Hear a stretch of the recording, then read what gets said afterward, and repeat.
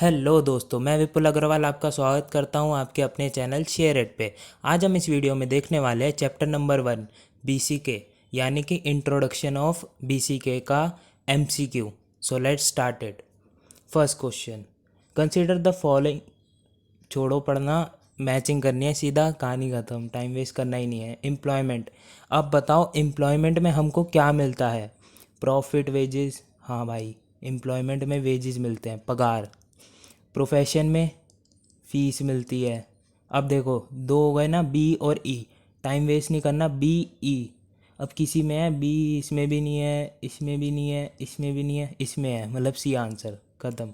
Which of the following statement distinguish between business and entrepreneurship? Businessman और एक तरीके से एंटरप्रेन्योरशिप में डिफरेंस क्या होता है? एंटरप्रेन्योर जो होता है वो बिजनेस ओनर्स भी होते हैं। All business owners are enter, एक ही बात बोल दी बस घुमा फिरा के, बोथ ए एंड बी। और इसमें लिखा है entrepreneur seeks out opportunity and pursue innovative business ideas.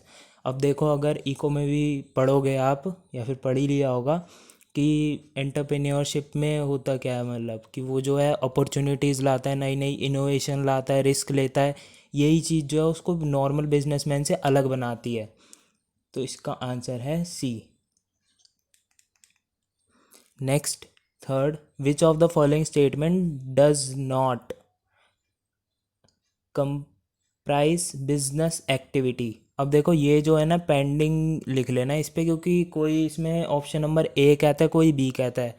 क्योंकि नॉट बिजनेस एक्टिविटी का मतलब कि इनमें से कौन सी बिजनेस एक्टिविटी नहीं है, मतलब एक तरीके से नॉन इकोनॉमिक एक्टिविटी कौन सी है? तो sale of old furniture by a household. अब बिजनेस क्या है जो रेगुलरली करे, लेकिन ये तो एक दिन हो गया ना कि भाई हमने रद्दी बेच दी, हमारे एग्ज़ाम ख़त्म हो गए, पास हो गए, उसके बाद तो वो बिज़नेस थोड़ी ना हुआ। और कारपेंटर ने अपने घर के लिए फर्नीचर बनाया। तो अब कोई टीचर ए कहता है, कोई टीचर बी कहता है, तो भैया आप इसको छोड़ ही दो ना। Which of the following is not an economic objective of the firm? Sales growth, improvement in market share, profit and return on investment, conservation of natural resources. ये थोड़ी ना है, ये तो नॉन इकोनॉमिक हो गया ना। कंजर्वेशन ऑफ नेचुरल रिसोर्सेज ये थोड़ी ना बिजनेस में मतलब काम आएगा बढ़ाने के लिए। Trading implies buying for the purpose of selling. Trading का मतलब भाई खरीदो और बेचो, है ना। Applying this criteria, tell which of the following activity would not qualify trade, मतलब इनमें से कौन सी ट्रेडिंग नहीं है।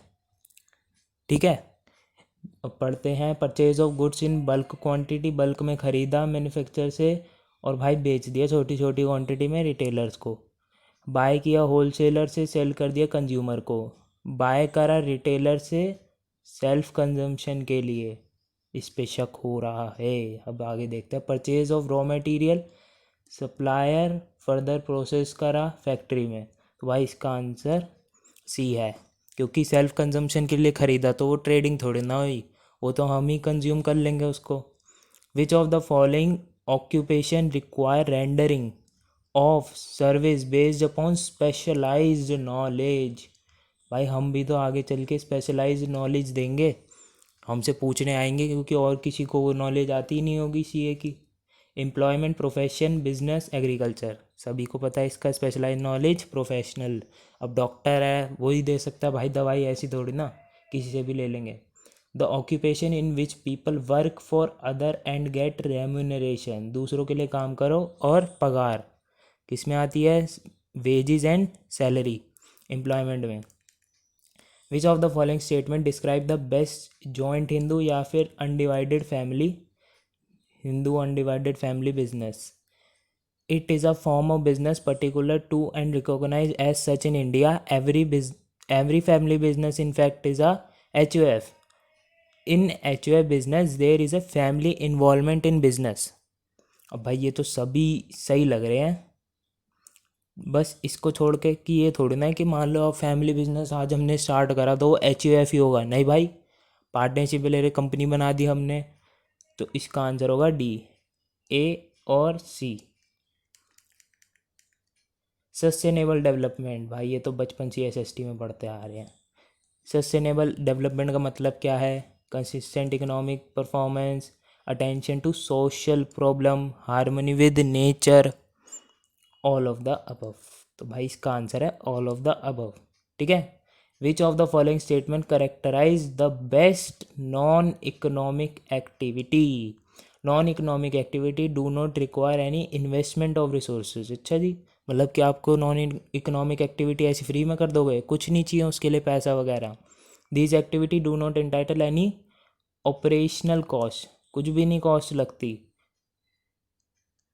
और फिर the underlying purpose of these activity is not earning of livelihood but social, psychological और स्पिरिचुअल सेटिस्फैक्शन। भाई सही में, अब दान वगैरह देते हैं, गाय को चारा खिलाने जाते हैं, तो वो आत्मा की शांति के लिए ही तो होता है। अब कमाई के लिए थोड़ी ना होता, अपनी ज़िंदगी जीने के लिए, है ना। The Indian company act provides for the registration of, अब देखो वही मतलब कंपनीज एक्ट 2013 में किस किस को रजिस्टर, भाई सभी को रजिस्टर करना पड़ता है। अगर कंपनी है तो उसको रजिस्टर तो करना ही पड़ेगा ना, उसके बाद ही तो उसको सर्टिफिकेट ऑफ इनकॉर्पोरेशन मिलेगा। और जब सर्टिफिकेट ऑफ इनकॉर्पोरेशन मिलता है तभी company separate legal entity attain करती है, identity. Which of the following is incorrect statement? इनमें से कौन सा गलत है? Sole proprietor is a business unit having unlimited liability. सही है भाई। लिमिटेड लाइबिलिटी पार्टनरशिप फर्म में be constituted. HUF business may be formed by a group of people who do not belong to family, इस पे शक हो रहा है। Hindu include Buddhist, Jain, Sikh family. तो भाई अब इसमें से देखो सी गलत है, क्योंकि सीधा सीधा पता चल गया। अब अगर आपको HUF बिजनेस स्टार्ट करना है तो यार मतलब ऐसे थोड़ा ना कि आपपुर में मिलके अब एकदम से बिजनेस स्टार्ट कर लेंगे। फैमिली है बट इसके लिए एक ही परिवार में पैदा होना ज़रूरी होता है ना, वो कहते हैं ना brother from the another mother, तो वो वाला कॉन्सेप्ट नहीं चलेगा यहाँ पर। ठीक है। Which of the following is incorrect? Incorrect कौन सा है? Economic activity are driven by profitability. भाई अब अगर इकोनॉमिक एक्टिविटी करनी है तो मतलब प्रॉफिट तो चाहिए ना। काम ही किस लिए कर रहे हैं? प्रॉफिट के लिए। बिजनेस किसके लिए कर रहे हैं? प्रॉफिट के लिए। सीए किस लिए बन रहे हैं? भाई आगे चल के कमाना है, थोड़ा सा स्टेटस भी तो होगा भाई, टाइटल होगा तब हमारे पास सीए हैं, हम CA. Economic activity are guided by self interest. Non economic activity are driven by emotional and sentimental force. Non economic activity are not, भाई ये तो गलत है अब यार। अब वृद्धाश्रम है और भी बहुत सारी चीज़ें हैं, अगर वो नहीं होगी, अब कोविड के टाइम पे कितने ही लोगों ने मदद करी है, अगर नहीं करेंगे तो ऐसे कैसे चलेगा भाई। मदद करनी चाहिए जितनी हो सके। ठीक है। Which of the following is not considered as economic activity? इनमें से कौन सी इकोनॉमिक एक्टिविटी नहीं है? Saving and investment, production and consumption, service of chartered accountant, providing free medical aid by doctor. ये भी बहुत फेमस है अभी कोविड के टाइम में, भाई आ सकता है वैसे होने को, क्योंकि डॉक्टर भी बहुत मदद कर रहे हैं यार और बहुतों की जान भी जा रही है। Maximum number of members in a private limited company, बताओ। मैक्सिमम नंबर सोचो, पार्टनरशिप में कितने हैं, ठीक है, प्राइवेट कंपनी में कितने हैं, पब्लिक कंपनी में कितने हैं, LLP में कितने हैं। ठीक है। पार्टनरशिप में है 50, प्राइवेट में है 200, पब्लिक में है अनलिमिटेड नो लिमिट, और LLP में भी नो लिमिट। ठीक है ना, तो ये याद रखना। तो इसका आंसर क्या होगा? बी 200। ये भी कहीं लिख लेना, कई बार कन्फ्यूजन हो जाती है फिर भूल जाते हो आप। विच of the following is incorrect? इनमें से कौन सा गलत है? प्राइवेट कंपनी हैज़ मिनिमम 2 और फिर 200, public company minimum 7, maximum no limit, private company shares are freely tradable. बताओ, कुछ तो गड़बड़ लग रही है इसमें। फ्री आराम से ट्रेड कर सकते हो आप प्राइवेट कंपनी के शेयर, बताओ। नहीं, प्राइवेट कंपनी के शेयर जो हैं वो रिस्ट्रिक्टिव होते हैं, उनको ऐसे ही आप दे नहीं सकते। रिस्ट्रिक्टिव अलग होता है, प्रोहिबिटेड अलग होता है। प्रोहिबिटेड मतलब बिल्कुल मना, रिस्ट्रिक्टिव मतलब हाँ आप कर सकते हो, मना नहीं कर रहा, लेकिन कुछ प्रोसीजर होता है कि भाई इतने बंदों ने हाँ कह दिया, स्पेशल रेजोल्यूशन दिया, या फिर और भी बहुत सारी चीज़ें, आप वो प्रोसीजर कंपनी अलग रख सकती है। Which of the following is incorrect. अच्छा हाँ, इसका तो देख लेना, यही है आंसर, ठीक है, सी, इसका आंसर सी है। आगे बढ़ते हैं। Which of the following is incorrect in reference to partnership. Partnership, ठीक है, contractual ownership of business. Partnership में कॉन्ट्रेक्चुअल ओनरशिप ही तो होती है। Liability of partner is limited to the extent of one share capital. थोड़ा सा शक। The contract is an agreement enforceable at law is called deed. Deed में be registered in India under the partnership act 1932। अब भाई देखो, partnership act 1932, हाँ जी पता है, ये सही है। कॉन्ट्रेक्चुअल ओनरशिप होती है, हाँ सही है, कॉन्ट्रैक्ट करा जाता है। पार्टनरशिप डीड, ये भी हमको पता है। ये नहीं, अनलिमिटेड लाइबिलिटी होती है पार्टनरशिप में तो। अब देखो ये है कुछ अच्छे क्वेश्चन, मतलब एवरेज ही है वैसे तो, इसमें अमेंडमेंट आई है, पहले थोड़े से ही थे अब बढ़ा दिए। Partnership may be formed to carry on.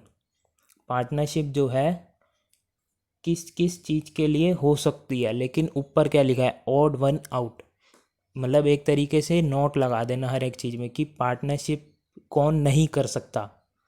Any trade, profession, occupation या फिर सोशल रिस्पॉन्सिबिलिटी। तो ये भाई इनके लिए तो एनपीओ है ना, आप एनपीओ बनाओ, सेक्शन 8 कंपनी, पार्टनरशिप थोड़ी ना खोलोगे। There can be partnership between natural person, partnership firm, artificial person, any combination of natural and artificial person. तो किसके बीच में नहीं हो सकती पार्टनरशिप? पार्टनरशिप फर्म के बीच में। अब देखो पार्टनरशिप जो है नेचुरल पर्सन और आर्टिफिशियल पर्सन, आर्टिफिशियल मतलब कंपनी, नेचुरल पर्सन हम, तो देखो पार्टनरशिप इनके बीच में भी हो सकती है। आर्टिफिशियल पर्सन और आर्टिफिशियल पर्सन, ये थोड़ा ज़्यादा ही टेढ़ा हो गया, सीधा सीधा लिखते हैं। नेचुरल पर्सन और आर्टिफिशियल पर्सन के बीच में हो सकती है, आर्टिफिशियल पर्सन और आर्टिफिशियल पर्सन के बीच में भी हो सकती है। लेकिन अगर कोई पार्टनरशिप आना चाहे तो भाई नहीं, नहीं आप नहीं आ सकते पार्टनरशिप में फॉर्म, ठीक है। H U F can comprise members of. अब देखो ऊपर पढ़ा था ना कि हिंदू में क्या क्या कौन कौन आता है, तो बस जो नहीं आता वो है मुस्लिम। भाई एक्ट ने लिखा है अब, the attribute of a profession does not include, मतलब जैसे प्रोफेशन में क्या इनमें से कौन सी चीज़ नहीं आती। रेंडरिंग ऑफ स्पेशलाइज, भाई नॉलेज, मतलब सर्विस देते हैं हम, हाँ। Certificate of service from government, self impose code of conduct, all of the above. अब देखो जो हमको सर्टिफिकेट मिलता है वो आईसीआई से मिलता है जब हम पास हो जाते हैं, इन गवर्नमेंट से थोड़ी ना मिलता है, गवर्नमेंट थोड़ी ना आकर हमको देती है। तो भाई इसका आंसर क्या हो गया, बी, ठीक है। In which of the form of business do the owner have obligation to pay off liability from personal wealth as well as if business money and asset are not enough, मतलब कि unlimited liability एक तरीके से देखा जाए तो कौन सा है, प्राइवेट कंपनी, पब्लिक। देखो कंपनी में तो लिमिटेड लाइबिलिटी होता है, सबको पता है, तो बस एच बच गई। वट आर द टू, अब देखो ऊपर ये क्वेश्चन कहाँ तक थे, 18 से लेकर 21 तक, यहाँ पर ये ख़त्म हो जाते हैं। तो अब हमको नोट नहीं लगाना है किसी भी चीज़ में, सीधा सीधा चलना है जो उन्होंने पूछा है। What are the two animal reference in stock market, jargon, jargon मतलब कि टर्म वगैरह कुछ होती है, टेक्निकल टर्म। तो स्टॉक मार्केट में बताओ कौन से दो एनिमल की बात करी गई है, हर्षद मेहता में भी बात करी गई है, क्या कहते थे इसको उस टाइम पे, big bull, Rakesh Jhunjhunwala sir को भी बोलते हैं। तो बताओ, cow, sheep, bull, bear, lion and deer, horse and donkey. अब देखो आईसीआई पता नहीं ये क्वेश्चन कैसे मॉड्यूल में गलत कर दिया इन्होंने कुछ और ही लिखा है। तो मैं बता दूं भाई, देखो, बुल और बियर ही होता है। बुल मतलब कि जब मार्केट ऊपर जा रही होती है, क्योंकि जो बुल है वो अपने सींगों से ऊपर उठा देता है, ऊपर फेंक देता है आपको, तो शेयर ऊपर जा रहा है। बियर अपना पंजा मार के नीचे कर देता है, आप नीचे गिरा देता है किसी भी बंदे को, तो बियर मतलब कि मार्केट स्लो चल रही है। ठीक है, अब नहीं भूलोगे। तो इसका आंसर है bulls and bear. We can classify all similar business relating to a particular activity. मतलब जब अगर जैसे सीमेंट की इंडस्ट्री है, अरे ये तो आंसर ही चला गया, चलो छोड़ो। सीमेंट की इंडस्ट्री है ना, तो अब उसके अंदर बाकी सब आते हैं, अंबुजा सीमेंट और भी जेके सीमेंट सारे। तो यही पूछा है इसमें कि सिमिलर बिजनेस को, मतलब अगर हम इन सबको जो है एक कर दें पूरा, तो उसको क्या बोलेंगे हम? बिजनेस, कंपनी, ऑर्गेनाइजेशन या फिर इंडस्ट्री? तो इंडस्ट्री हुआ ना। ठीक है। Which apex body of regulation oversee the governance of LLP. ये अच्छा है यार, इसको मार्क कर लेना। एलएलपी का मतलब कौन एक तरीके से देख रेख रखता है, रूल्स वगैरह निकालता है? RBI, ministry of commerce and industry, MCA, या फिर micro small medium enterprise ministry. तो अब देखो, एलएलपी का ये तो आपको याद करना पड़ेगा कि मिनिस्ट्री ऑफ कॉरपोरेट अफेयर, एक बार वापस बोल दो, ministry of corporate affair, MCA. LLP की देख रेख करता है, एपेक्स बॉडी है रेगुलेट करने के लिए। इसको नोट्स में भी लिख लेना, ये अच्छा क्वेश्चन है। ठीक है। In recent news articles from around the world there has been an increasing trend in privatisation. मतलब कि जो कंपनीज है प्राइवेटाइजेशन की तरफ ज़्यादा जा रही है, कोई मतलब इतनी पब्लिक वगैरह नहीं हो रही। तो क्या रीज़न है इसका, बताओ? टैक्स बचाने के लिए, जो कंप्लाइंस कॉस्ट होती है, अब मान लो कि एनुअल रिटर्न इतनी भरनी है, जब कंपनी यार नॉर्मल कंपनी से किसी मतलब शेयर वगैरह इशू कर देती है ना, तो उसको और भी ज़्यादा सेबी रेगुलेशन का भी ध्यान रखना पड़ता है, हर एक चीज़ डिस्क्लोज करनी पड़ती है भाई, तब चोचले ज़्यादा हो जाते हैं, तो कंप्लाइंस की कॉस्ट भी बढ़ जाती है ना। आरओसी के पास हर चीज़ फाइल करो अपनी, और आरओसी को फाइल करोगे तो उसकी फ़ीस होती है आपको मतलब फाइल भी आरओसी को करो और उसकी फ़ीस भी दो, कि बताने के लिए भाई कि ये लो अपडेट कर लो। To make personal wealth, to be more sustainable and social aware. मतलब सोशल के अवेयर के लिए, मतलब एक तरीके से नॉन इकोनॉमिक एक्टिविटी के लिए प्राइवेटाइजेशन की ओर ज़्यादा जा रहे हैं लोग। तो देखो, जब कोई पब्लिक कंपनी होती है तो जो उसकी कंप्लायंस कॉस्ट होती है ना, वो बहुत ज़्यादा होती है। जबकि अगर आप प्राइवेट कंपनी होते हो ना, तो इतनी नहीं होती। पब्लिक कंपनी के हिसाब से तो भाई कम ही होती है, ज़्यादा इतने चोचले नहीं होते। लेकिन हमारे लिए तो अच्छा है, जितनी ज़्यादा कंप्लायंस होंगे उतने ज़्यादा लोग हमारे पास आएंगे कि भाई बताओ क्या करें, ये करें, तो हमारी फ़ीस बढ़ेगी, है ना। तो to save the cost of compliance requirement, answer B, ये भी अच्छा है। Which of the following is not true about a LLP. कौन सा फीचर मतलब इसमें एलएलपी का नहीं है? Separate legal entity, incorporation mandatory नहीं है, डेजिग्नेटेड पार्टनर, इसमें क्या था, डिपिन शायद, हाँ, डेजिग्नेटेड पार्टनर आइडेंटिटी नंबर। ठीक है ना, ये मिलता है, मतलब जो डेजिग्नेटेड पार्टनर होता है ना, वो एलएलपी में ये होना ज़रूरी है। क्यों? क्योंकि अगर कुछ भी मतलब गलत करा तो इन्हीं को पकड़ेंगे सबसे पहले कि भाई गलती कैसे हुई, आप एक्टिव पार्टनर हो एक तरीके से, आप ही पे जिम्मेदार थी, चलो अब थाने। ठीक है। Hybrid form of business organisation.